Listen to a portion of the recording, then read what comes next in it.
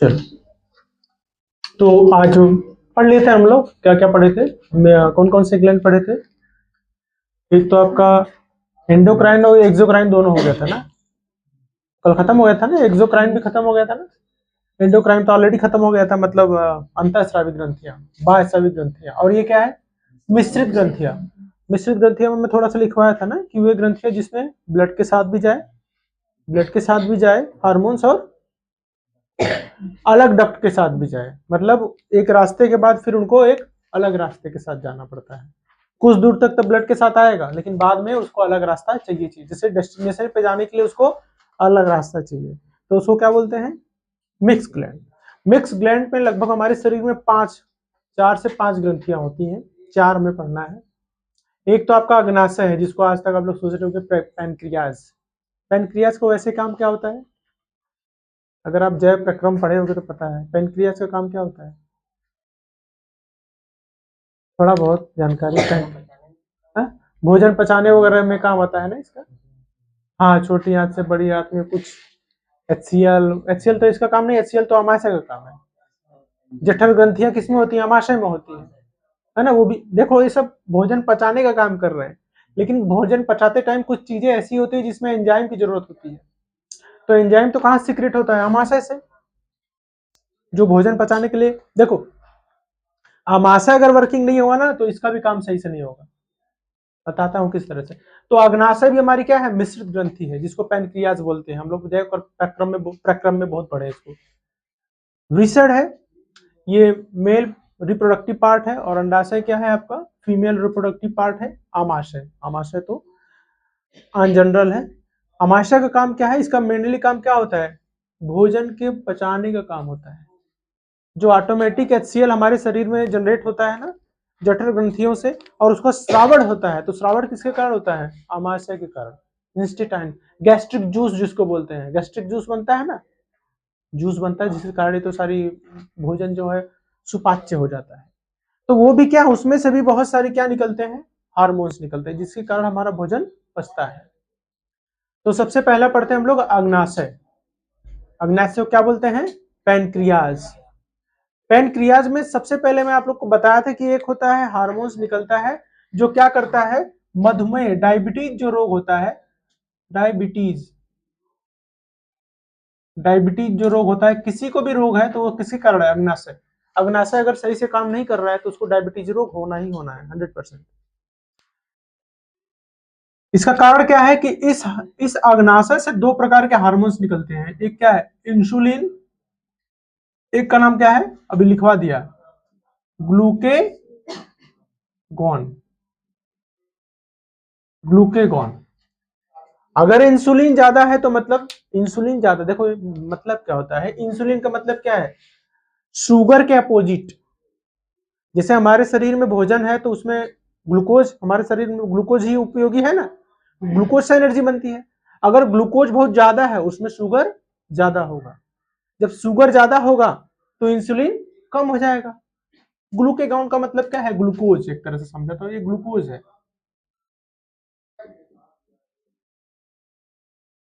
ये ग्लूकोज के अपोजिट चीज है इंसुलिन, मतलब कि ग्लूकोज को ये कम करेगा। ग्लूकोज का मतलब क्या है, शुगर। अगर ग्लूकेगॉन मतलब हमारे भोजन में ज्यादा चीनी वगैरह है तो मतलब ग्लूकेगॉन का वृद्धि ज्यादा हो जाएगा।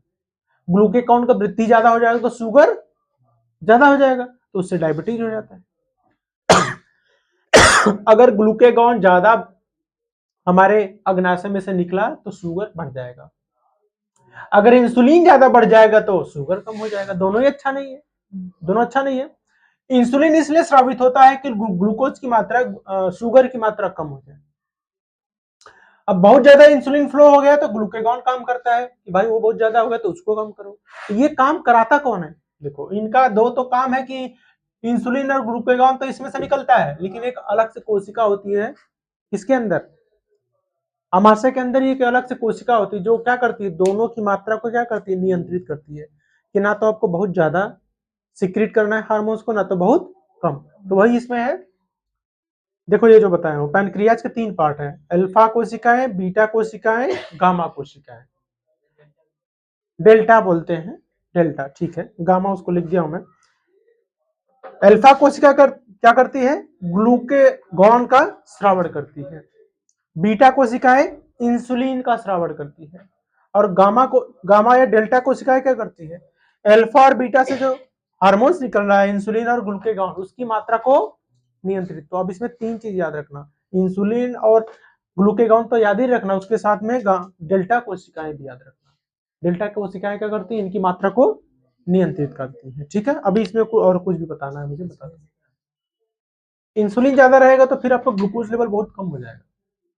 जैसे क्या है ना कि वही मैं बताया था ना, मीठा पानी, एकदम मीठा पानी, तो उसमें थोड़ा सा पानी डाल दो, उसका मिठास ऐसा हो जाए कि उसको शरीर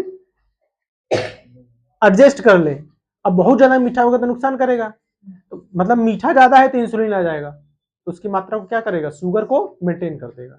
और वो मेंटेन करवाएगा कौन, ये पंडित जी हैं, चिक चिक के बता रहे हैं का ज्यादा है का कम है, डेल्टा कोशिकाएं, ठीक है। डेल्टा कोशिकाएं दोनों की मात्रा को क्या करता है, नियंत्रित करता है। तो अग्नाशय क्या है, इस ग्रंथि का 98% भाग पाचक रसों एंजाइमों का स्रावण करने वाली कोशिकाओं द्वारा बने खोखले पिंडों के द्वारा बना होता है। अब ध्यान दो, जो पाचक रस आते हैं इसके अंदर ना, आमाशय के अंदर, वो भी कहां से स्रावण करते हैं, यहां से, अग्नाशय से। अग्नाशय में 98% भाग क्या है, पाचक रस, एंजाइम। एंजाइम क्या होता है, भोजन को पचाने के लिए आवश्यक होता है। अगर एंजाइम का सिक्रीशन ना हो तो भोजन पचेगा भी नहीं। तो अग्नाशय का 98% भाग एंजाइम से बना होता है, जो भोजन पचाने के लिए आवश्यक होता है, ठीक है। इसमें से पाचक रस निकलते हैं, इसमें से पाचक रस निकलते हैं।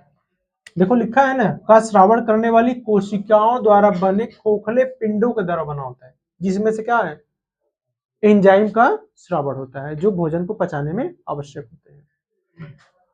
नेक्स्ट है, इसमें सूक्ष्म अंतःस्रावी कोशिकाएं पाई जाती हैं। देखो अंतःस्रावी कोशिकाएं, अंतःस्रावी ग्रंथि जैसा आ गया ना, तो इसलिए मिक्स्ड ग्लैंड इसको बोलते हैं।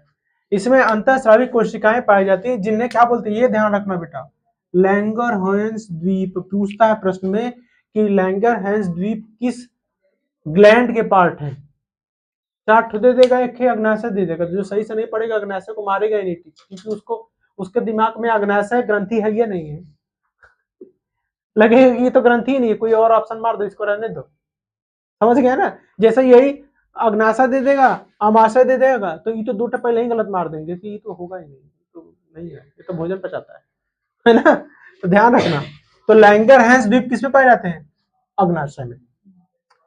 मधुमेह रोग से रक्षा करता है, तो पता ही है, ठीक है। अब देखो पैनक्रियाज बता दिया कि 3 पार्ट है। पैनक्रियाज में 3 कोशिकाएं पाई जाती हैं, अल्फा कोशिकाएं, बीटा कोशिकाएं, डेल्टा कोशिकाएं। ग्लूकेगॉन का स्रावण करता है अल्फा कोशिकाएं, इसमें लिख लीजिए थोड़ा, तो लिखो ग्लूकेगॉन में, लिखो अल्फा कोशिकाएं ग्लूकेगॉन नामक हार्मोन्स का स्रावण करती है, अलग से लिखना। अल्फा कोशिकाओं में लिखो ग्लूकेगॉन नामक हार्मोन्स का स्रावण करती है।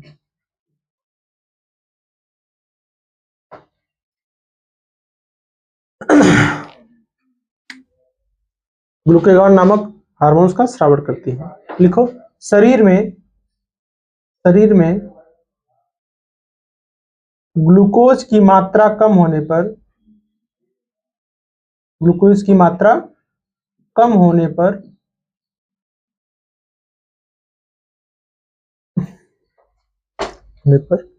यकृत में संचित ग्लाइकोजन, ध्यान रखना ये खाना के बाद है, यकृत में संचित ग्लाइकोजन, में संचित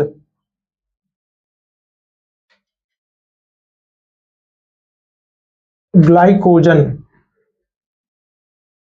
यकृत में संचित ग्लाइकोजन को ग्लूकोज में बदल देता है, को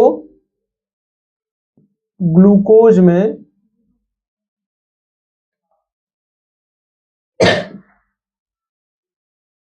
बदल देता है। ध्यान रखना कि जैसे अल्फा कोशिकाएं करते हैं, क्या करते हैं, ग्लूकेगॉन का स्रावण करती है। जैसे शरीर में या ब्लड में ग्लूकोज की कमी हो गई, मतलब शुगर की कमी हो गई, शुगर की कमी हो गई, शुगर ज्यादा कम भी अच्छा नहीं है, कमी हो गई तो क्या करेगा ये, यकृत में ग्लाइकोजन होता है, भोजन का एक पार्ट होता है, ग्लूकोज का एक पार्ट है जिसके अंदर शुगर रहता है। तो यकृत में क्या होता है, ग्लाइकोजन, ठीक है, उसको क्या कर देता है, ग्लूकोज में बदल देता है, ग्लूकोज में बदल देगा। तो फिर ग्लूकेगॉन क्या कर देगा, ब्लड में ग्लूकोज की मात्रा को बढ़ा देगा, जिससे शुगर लेवल क्या हो जाएगा, मेंटेन हो जाएगा। ठीक है, बीटा कोशिकाओं में लिखो, इसको लिख लिया ना, बीटा कोशिकाओं में लिखो, यह इंसुलिन का स्रावण करती हैं।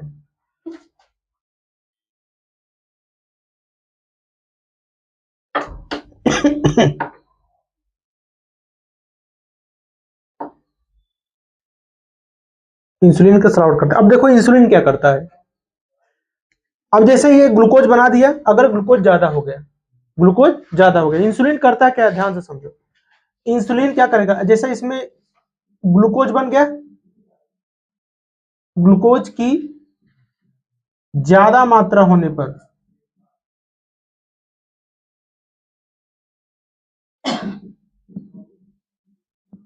अगर ग्लूकोज किसके नीचे ही लिखना, ग्लूकोज की अगर ज्यादा मात्रा हो गया, इसके नीचे ही लिख लेना, तो क्या करेगा ये, देखो ध्यान से सुनो, ग्लूकोज की ज्यादा मात्रा हो गया तो क्या करेगा ये, ग्लूकोज को किसमें चेंज करेगा, ग्लाइकोजन में। समझ गए, अब ग्लूकोज किसमें चेंज हो गया, चला गया यकृत में, तो ब्लड में ग्लूकोज की कमी हो गई, इंसुलिन सही हो गया, इंसुलिन क्या किया, उसकी मात्रा को सही कर दिया, तो जो ग्लूकोज बढ़ा हुआ था वो कम हो गया। यहां पे जब कम था, सुनो, यहां पे शुगर कम था तो ग्लाइकोजन को ग्लूकोज में बदल दिया, ठीक। अब यहां पे अगर ज्यादा हो गया शुगर तो ग्लूकोज को बदल दिया ग्लाइकोजन में, कौन बदलेगा, इंसुलिन। तो ग्लूकोज की मात्रा क्या हो गई, नियंत्रित हो गई। समझे, और ये काम कराता कौन है, इन दोनों को काम कौन कराता है, डेल्टा कोशिका है। तो ऐसा नहीं है कि ये सारा ग्लूकोज को ही ग्लाइकोजन में बदल दे, फिर तो शुगर इतना कम हो जाएगा कि पगला जाओगे आप। यो नहीं कि पूरा ग्लूकोज ग्लाइकोजन में बदल जाए या पूरा ग्लाइकोजन ग्लूकोज में बदल जाए, वो भी दिक्कत है। तो उसको नियंत्रित कौन करेगा, डेल्टा कोशिका। ठीक है, ये समझ गए इसका काम ना, इन दोनों का काम बहुत जरूरी है बेटा। ठीक है, ध्यान रखना, इंसुलिन होगा तो ग्लूकोज ग्लाइकोजन में एक प्रश्न दूंगा मैं, इंसुलिन जब श्रावण होगा तो ग्लूकोज ग्लाइकोजन में बदलेगा, और ग्लूकेगॉन श्रावण होगा तो ग्लाइकोजन ग्लूकोज में बदलेगा। मतलब जब बीटा कोशिकाओं से इंसुलिन का श्रावण होगा तो शुगर कम होगा, ठीक, कम होगा ना, अरे एकदम कम नहीं होगा, ज्यादा था इसलिए कम हो गया। और जब क्या है, अल्फा कोशिकाओं से ग्लूकेगॉन होगा स्रावित तो ग्लाइकोजन ग्लूकोज में बदलेगा, मतलब यहाँ पे शुगर की मात्रा बढ़ेगी ना, शुगर की मात्रा बढ़ेगी, यहाँ घटेगी, यहाँ क्या होगा, दोनों को नियंत्रित करेगा। अब इतना ज्यादा ना हो कि कोई ज्यादा कोई कम हो जाए, तो चेक करने के लिए बैठे हैं, टेस्ट लेने के लिए। हाँ अब ठीक है, समझ गए ना, इसको लिख लो।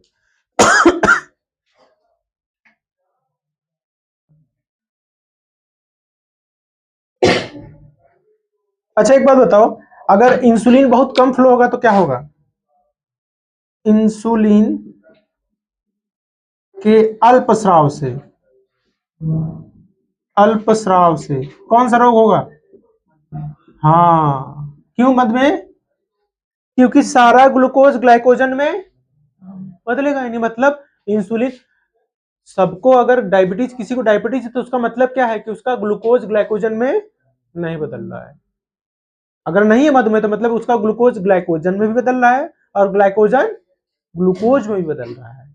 समझ गए ना, अरे यार शुगर का मतलब ये थोड़ी नहीं कि बस शुगर है ज्यादा रहे, शुगर कम भी हो सकता है, तब भी उसको बोलेंगे शुगर है, बहुत कम हो तब भी तो दिक्कत होगी, है ना। तो इंसुलिन के अल्पस्राव से कौन सा रोग होगा, लिख लो, मधुमेह। मैं इसको समझता था ना, पहले जब छोटा था तो मैं सोचता था मधुमेह हो सकता है कुछ मधुमक्खी का बनता है, मधुमक्खी का जैसे हनी होता है ना, मैं सोचता था वैसे कोई दवाई वाई होगी मधुमेह। अब जो मुझे मधुमेह मतलब डायबिटीज, ये तब पता कब समझ में आया, जब इसका इंग्लिश में नाम जाना तब, डायबिटीज, ओ ये तो बीमारी है। मधुमेह नहीं समझ में आ रहा था, ये लिख लो।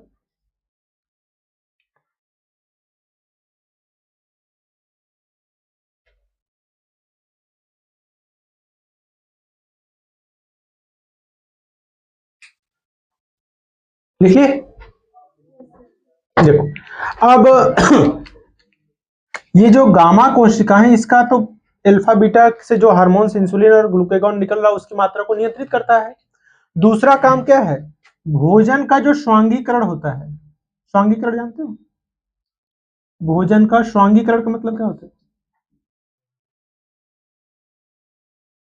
स्वांगीकरण मतलब स्वांगीकरण से मतलब भोजन जब एकदम लिक्विड जैसा हो जाता है, पच के एकदम अच्छे से घोरा के एकदम बढ़िया सा हो जाता है, जैसे हलवा जैसा, सूजी का एकदम पतला वाला हलवा। जब भोजन जाता है हमारे शरीर में तो सारे एंजाइम के साथ मिलकर एकदम लिक्विड जैसा हो जाता है ना, वही धीरे धीरे पाचक एंजाइमों द्वारा या दीवारों द्वारा अवशोषित किया जाता है। तो स्वांगीकरण उसको बोलते हैं, एकदम एकदम पच जाता है, जब पचने के एकदम योग्य हो जाता है तो उसको बोलते हैं स्वांगीकरण। तो भोजन का स्वांगीकरण जो होता है मतलब भोजन का पचना, एक तरह से समझ जाओ यार, ठीक है। ये गति को कम करता है, को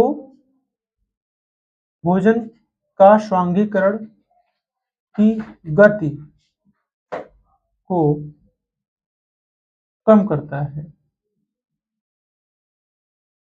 अच्छा बताओ, भोजन का पचना का कम करना सही है क्या? भोजन का पचना लिख लेना यहाँ पे, पचना या स्वांगीकरण सही है क्या? भोजन सही जल्दी से ना पचे सही है क्या? भोजन लेट पचे अच्छा है क्या? नहीं अच्छा है, बहुत जल्दी पच जाना चाहिए, तैयार हो जाओगे जल्दी पच जाएगा तो इंसान के अंदर वैसे मेटाबॉलिज्म एक तरह से देखा जाए तो मेटाबॉलिज्म का जो प्रोसेस है उसको बहुत तेजी से नहीं होना चाहिए, स्लो होना चाहिए। जब बहुत तेजी से होगा ना तो खोइया हो जाएगा, वेस्टेज ज्यादा होगा। फिर अगर धीरे धीरे कोई चीज पचता है तो उसका वैल्यू ज्यादा होता है, वो जल्दी हमारे शरीर में मतलब अच्छे से शरीर में एब्जॉर्ब होगा, होता है ना। अब जैसे ठोकवा बना रहे हो, अब फेंट के रख दिए तो फिर 1 घंटे में छान दिए तो उसका मजा नहीं आएगा, है ना, 2-3 घंटे बाद उसको छानो। ठोकवा जानते हो? हाँ खाए हो ना, कैसे बनता है जानते हो ना? नहीं जानते हो, कभी देखना कैसे बनता है। तरीके से कोई चीज आराम से बनाते हो तो बड़ा अच्छा लगता है, जल्दी जल्दी बना दिए तो मजा नहीं आएगा ना। जल्दी पचेगा तो आपका भोजन जो है ना सही से नहीं पचेगा, इसीलिए उसके गति को नियंत्रित करता है कि ज्यादा तेज ना पचे। अगर ज्यादा कोई चीज होता है तो वेस्ट ज्यादा होता है, पता है ना। कोई भी काम देख लो, अगर बहुत जल्दी जल्दी करते हो तो उसमें वेस्टेज ज्यादा निकलता है।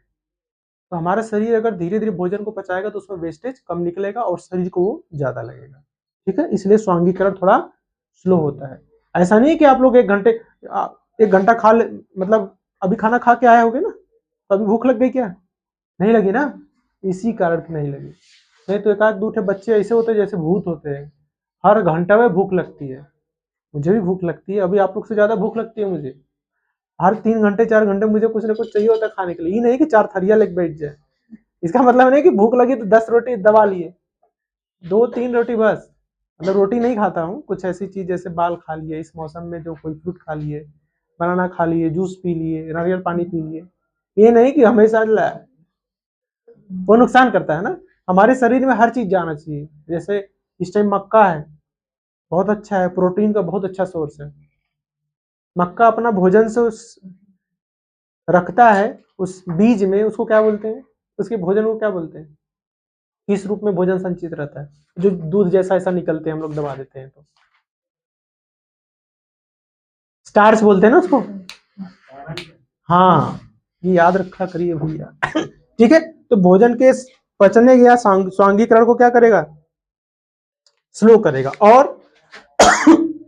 और भोजन की उपयोगिता को बढ़ाता है, की उपयोगिता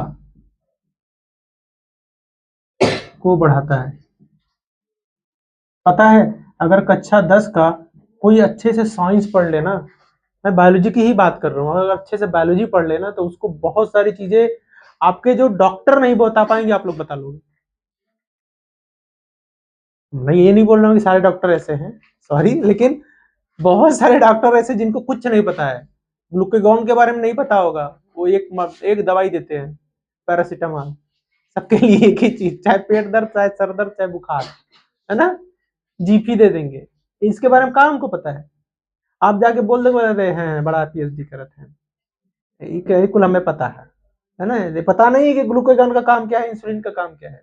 इंसुलिन शब्द जानते हैं, जैसे गांव में बहुत लोग जानते हैं भैया इंसुलिन गड़बड़ा कर उनकर, इंसुलिन के बारे में पूछो क्या है इंसुलिन, क्या करता है इंसुलिन, क्या करता है इंसुलिन, बताओ आप लोग।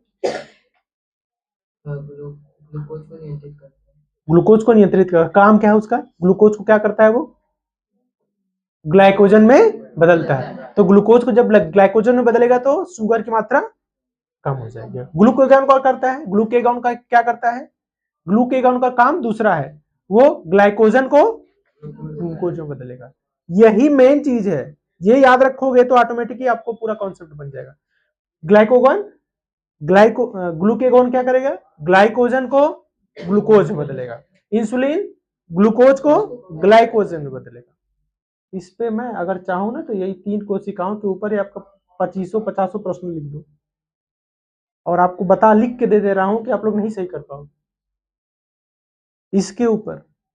आप सोच लो, आप खुद अपने दिमाग से प्रोबेबिलिटी लगा लो, बहुत सारे प्रश्न इसमें बन सकते हैं। आपको बस लिखवाएं 3 लाइन 4 लाइन में बहुत प्रश्न बनेगा, लेकिन आपका कॉन्सेप्ट सही रहा तो आप सब सही कर लोगे। ठीक है, अभी परीक्षा तो लेने वाला हूँ आप लोग का। हाँ, आप लोग का पेपर आने वाला जो संडे है उसमें इलेक्ट्रिसिटी, ये छोड़ो, ये तो छोटा मोटा चीज है। अब पूरा टेस्ट लूंगा मैं, पूरा जितना पढ़ाया हूँ सब। आदत हो ना इन्हें कि एक चैप्टर में लेते जा रहा हूँ, पीछे गायब होता जा रहा है, साफ करते जा रहे हो तुम लोग, ऐसे ऐसे मिटाते जा रहे हो, चल भाई मिट जाओ, है ना, ये नहीं करना है। तो इसलिए मैं अब भी, हाँ नहीं, ये तो मिटाऊंगा ही मैं, ये तो अभी आप लोग को पढ़ाने के लिए कुछ चीजें मिटाने जरूरी है। हमारा दिमाग मिटाना ये सब लिखिए कि नहीं, ये जल्दी लिखो लिखो लिखो, ये लिखो।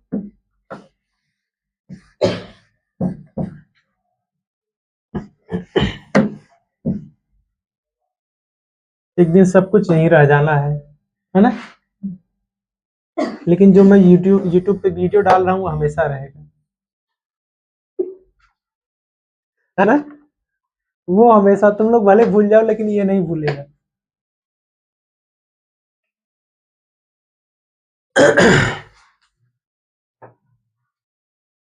मिटा दो इसको।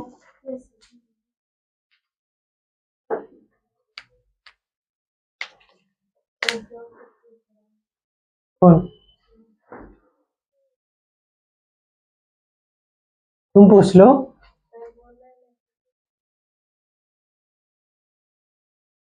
जब टेस्ट लेंगे ना उस टाइम ऑटोमेटिक आ जाएगा इलेक्ट्रिसिटी। इलेक्ट्रिसिटी नहीं जानते हो क्या, इलेक्ट्रिसिटी जानते हो ना, विद्युत धारा, बस वैसा ही तो रहेगा, वैसे ही प्रश्न रहेगा विद्युत धारा का, बहुत हार्ड नहीं होता है।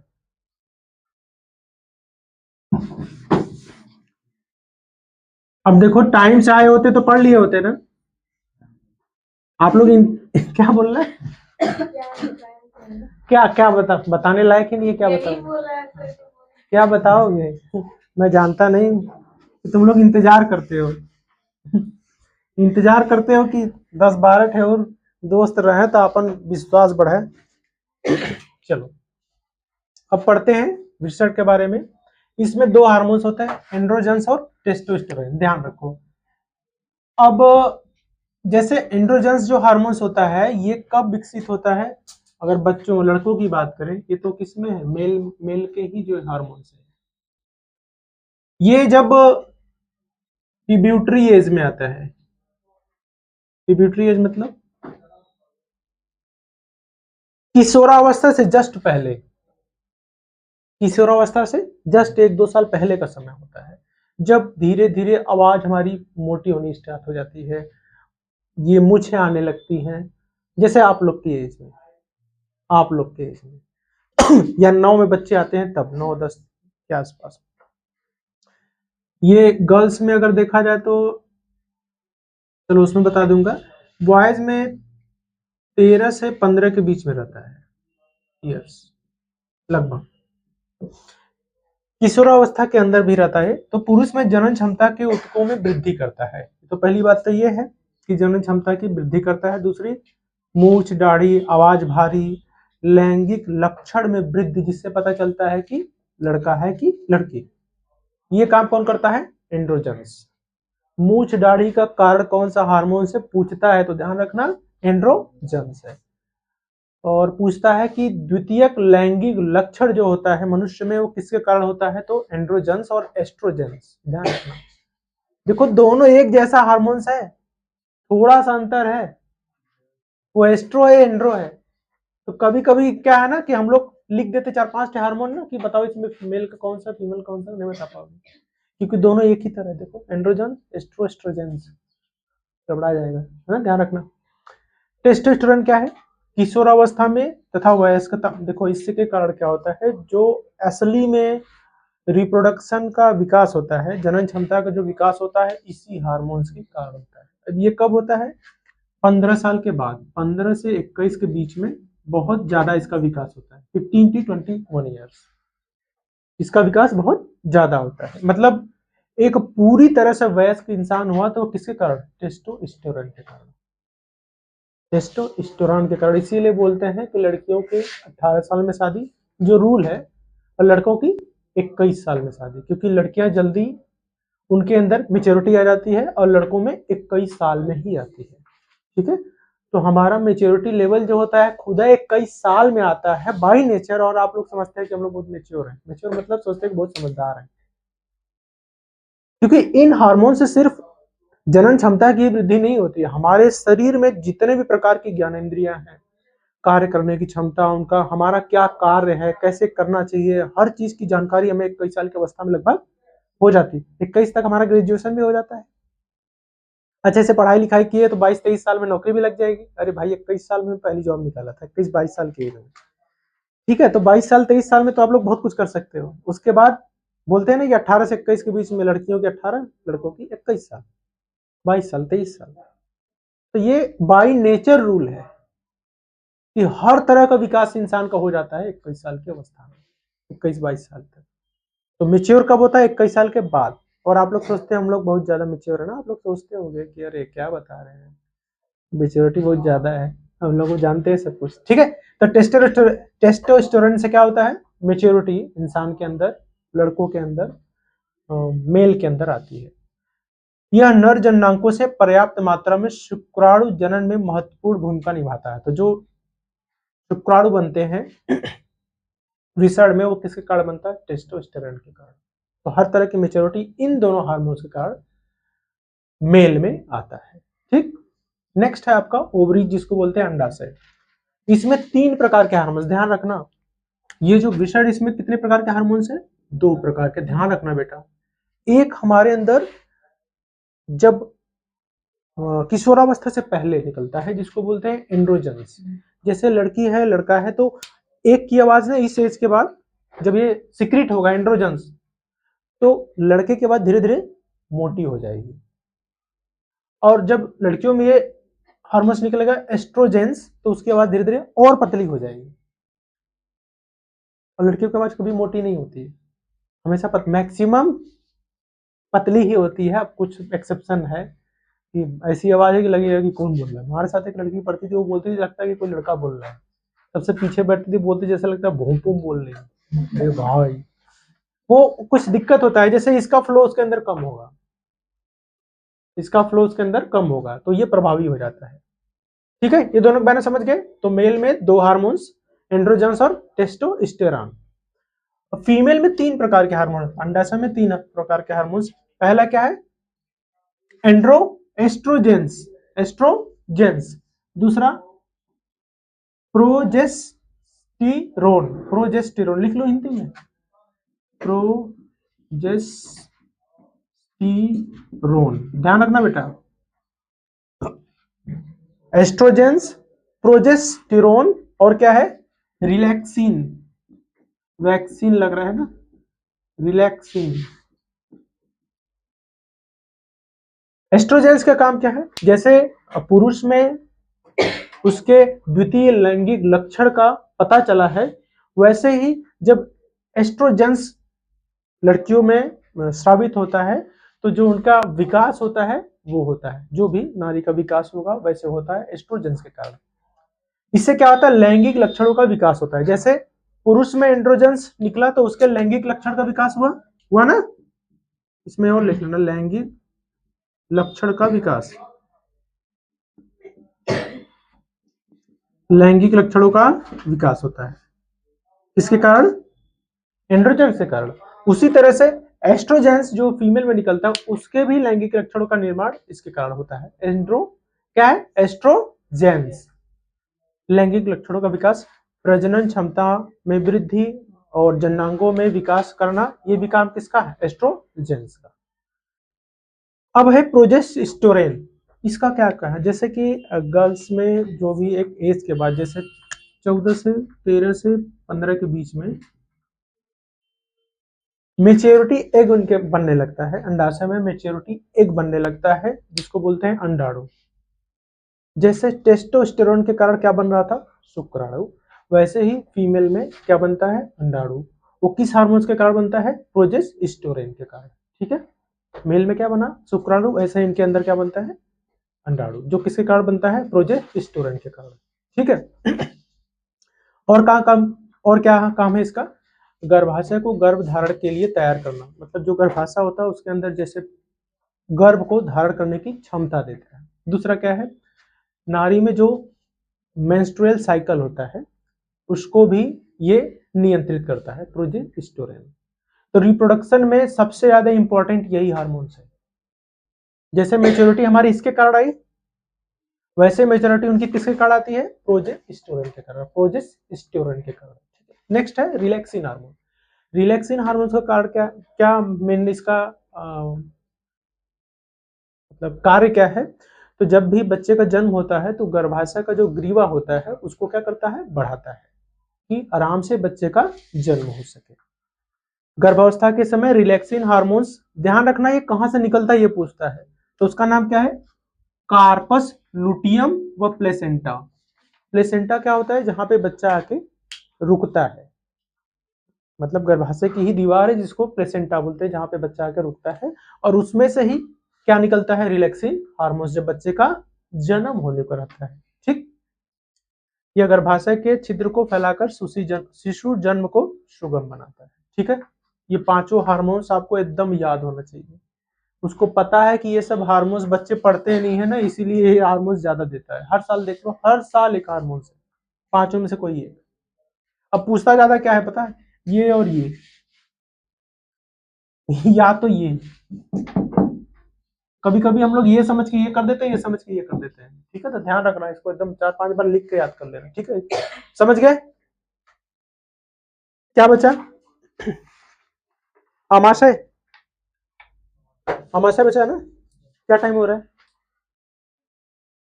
हाँ? देख के बताओ, सही सही दिखाओ, नहीं तो फिर पढ़ा नहीं पाऊंगा 1 मिनट।